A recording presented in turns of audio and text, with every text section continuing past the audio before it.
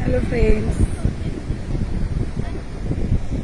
আমরা ভাই জায়গায় রয়েছি। ওই যে ওখানে পাহাড়, এখানে সমুদ্র,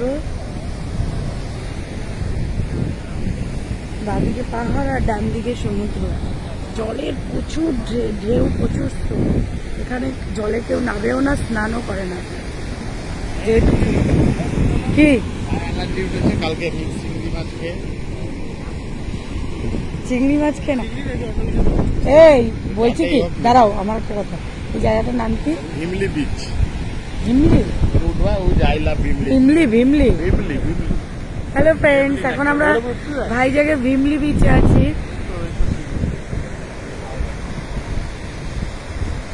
কি ঢেউ, বাপরে, আর কি স্রোত, প্রচুর কারেন্ট এখানে, জলে বড় বড় করে ঢেউ আসছে।